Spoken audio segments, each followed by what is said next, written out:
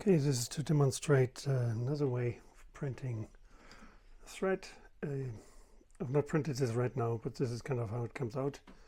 So you have the threaded rod printed, and it has a flat spot, as you can see, I hope. And then the knob, and then you essentially super glue it in place like this.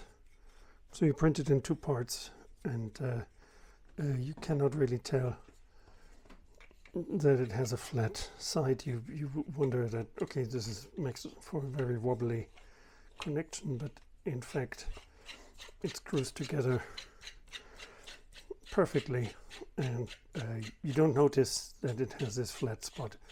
The flat spot is maybe at about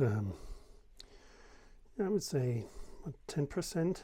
So you print like 90% of the rod, and you can't really tell difference, except of course that it has a lot of strings.